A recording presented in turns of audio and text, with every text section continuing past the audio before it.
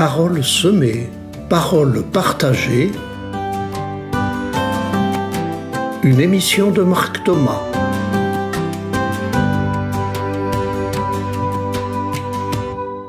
Dans la série Respirer les vacances, voici la 5e partie que j'intitule aujourd'hui « Les chemins tortueux du bonheur ». Après les premières émissions de cette série, des auditeurs et lecteurs me disent « C'est bien beau de parler du bonheur quand on respire les vacances, mais comment être heureux quand nos vies sont irrespirables ?» Bonne question. J'écoute et j'accompagne quotidiennement des personnes qui traversent toutes ces épreuves, des personnes qui se sentent victimes ou coupables, et je sais le poids insupportable du malheur. Je traverse moi-même des ruptures, des rejets, des temps de dépression, où la vie semble ne plus avoir de sens, et je sais par expérience les déchirures du désespoir et les risques de dérapage en violence contre l'autre ou contre moi. Alors, dans toutes ces épreuves destructrices, comme le chante Christophe Maé, il est où le bonheur, il est où? Il est où? Il est où le bonheur, il est où? Il est où? Et qu'est-ce qui fait dire aussitôt à Christophe Maé, qui n'ignore pas les épreuves humaines et les drames de l'existence, qu'est-ce qui lui fait dire « Il est là le bonheur, il est là! Il est là! Il est là le bonheur, il est là! Il est là! » Il est là le bonheur, il est là. C'est ce que je vous propose de chercher ensemble. D'abord, le malheur suscite la solidarité et la fraternité. Quand survient une catastrophe, un tremblement de terre, une guerre destructrice et meurtrière, aussitôt des bénévoles, des sauveteurs de partout débarquent sur le terrain, des cagnottes, l'envoi de nourriture et de vêtements. Le malheur, contre lequel parfois on ne peut rien, déclenche pourtant solidarité et fraternité. Chemin de bonheur solidaire et de reconstruction au milieu des dangers du monde. Nous vivons dans une société où si souvent la raison du plus fort l'emporte, où les puissants semblent écraser les faibles, où la richesse des uns amplifie la pauvreté des autres, où chacun veut avoir raison et s'imposer par les violences de toutes sortes. Et pourtant, au lieu de seulement se lamenter et récriminer, des associations défendent les droits des plus faibles. Des instances de dialogue social défendent le droit et la justice. Des voix se lèvent pour promouvoir le respect et le refus de tous les racismes. Et chacun de nous peut choisir de dire non à tous les ladilafés, peut choisir de proposer le dialogue et la négociation plutôt que la violence. Chemin de bonheur par l'amélioration concrète du vivre ensemble dans la dure réalité des relations sociales. Il est là le bonheur, il est là! Il est là! Il est là le bonheur, il est là! Il est là! Nous pouvons aussi traverser le drame en appelant au secours. Quand le malheur nous frappe, nous nous sentons seuls. Souvent, nous nous renfermons dans le silence. Nous crions au fond de nos terriers. Nous avons le sentiment que personne ne peut comprendre ce que nous vivons. Et pourtant, quand nous nous tournons vers une personne de confiance, nous pouvons vider notre sac, crier notre douleur et la déposer devant quelqu'un qui accueille et prend soin de nous. Comme un bébé, comme un jeune enfant, vient se jeter dans les jupes de sa mère, dans les bras de son père, quand il est en larmes, pour être consolé, soigné. Chemin de bonheur et d'apaisement par l'accueil, l'empathie et la confiance. Quand l'injustice, le jugement ou le rejet nous blessent au plus haut point, nous risquons de retourner notre douleur vers l'autre en agression ou vers nous-mêmes en récrimination, toxique. Et nous tournons en rond dans notre aigreur toxique. Et pourtant, je peux m'adresser à un proche de confiance ou à un professionnel. Il va m'accompagner pour quitter les accusations contre l'autre qui m'intoxiquent et pour prendre soin de moi d'abord, pour nommer ma douleur et ma blessure, les désinfecter en mettant des mots sur les mots. Chemin de bonheur qui cicatrise mes plaies et restaure ma dignité. Nous sommes aussi confrontés à des échecs et des épreuves qui peuvent devenir des tremplins.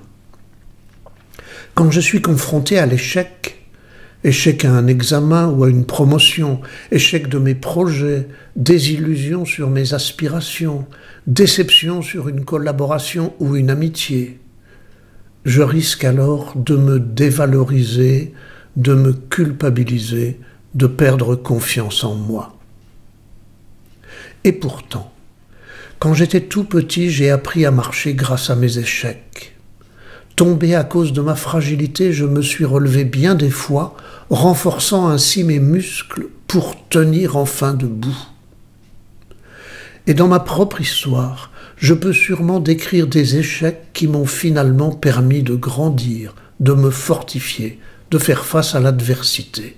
Chacun de nous peut mettre ses exemples. Des déceptions qui se sont petit à petit transformées en chance d'avoir pu choisir un autre chemin. Des projets avortés dont il a certes fallu faire un deuil difficile, mais qui ont laissé la place à d'autres imprévus et finalement bénéfiques.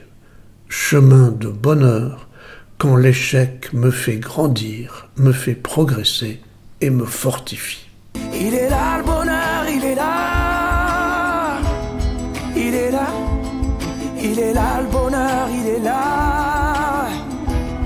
Il est là. Venons-en maintenant à cette difficulté d'être soi au milieu des autres. Car nous vivons dans une société souvent oppressante où nous ne nous sentons pas à notre place. Ce sentiment de ne pas être entendu, subir sans pouvoir choisir, me battre sans arrêt pour convaincre, me sentir écrasé par ces autres qui veulent toujours avoir raison, devoir accepter un travail qui ne me convient pas pour gagner la vie de ma famille, sans pouvoir vivre ce à quoi j'aspire, être sans cesse submergé pour répondre aux besoins de mon entourage, sans pouvoir faire une pause pour respirer et m'occuper de moi.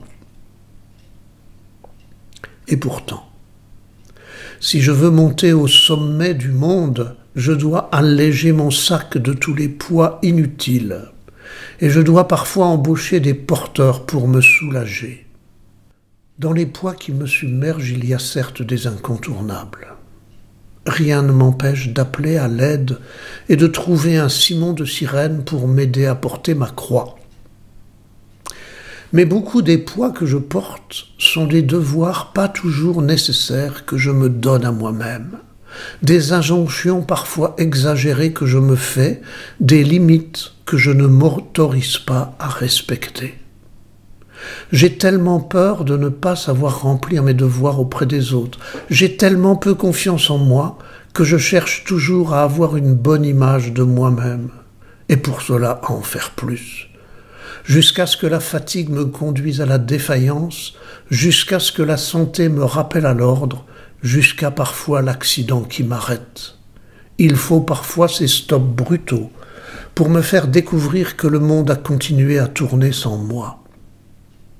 Un dicton nous rappelle que les cimetières sont remplis de personnes indispensables.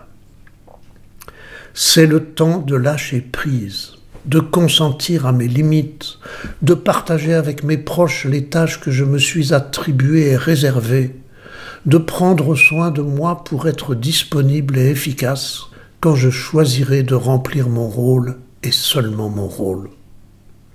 Chemin de bonheur quand je me respecte et peux enfin rayonner la sérénité.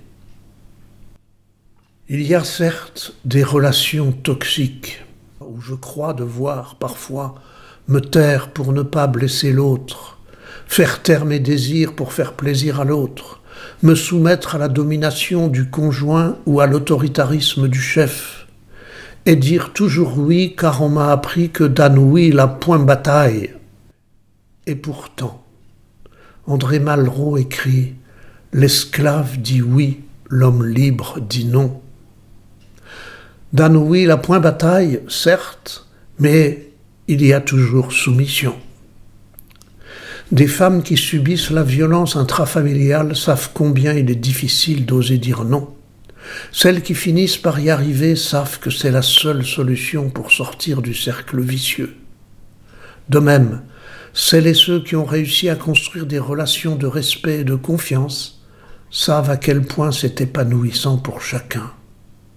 Et celles et ceux qui cessent de vouloir avoir raison et prouver à l'autre qu'il se trompe découvrent les différences qui si souvent opposent et qui deviennent alors autant de ressources qui élargissent l'horizon et enrichissent nos valeurs. Chemin de bonheur où chacun peut être soi au milieu des autres et enrichir le collectif de ses ressources spécifiques. Il est là le bonheur, il est là. Il est là. Il est là le bonheur, il est là. Il est là. Nous voilà presque à la fin de cette émission. Face à toutes ces épreuves et difficultés que je viens d'évoquer, nous nous disons parfois que le chemin est long et semé d'embûches pour arriver enfin au bonheur un jour, toujours plus tard. Certains ont même reporté ce bonheur à l'éternité quand nous aurons quitté cette terre de souffrance et de malheur. Eh bien non. Lao Tse, fondateur du taoïsme et grand penseur chinois, écrit ceci : « Il n'y a point de chemin vers le bonheur. Le bonheur, c'est le chemin. » Merci à Lao Tse de cette belle phrase. Le bonheur, c'est le chemin. Chemin tortueux, certes. Parfois, il longe des précipices, des volcans ou des terrains minés. Plutôt que nous lamenter, il s'agit de consentir. Mais attention, consentir sans nous résigner.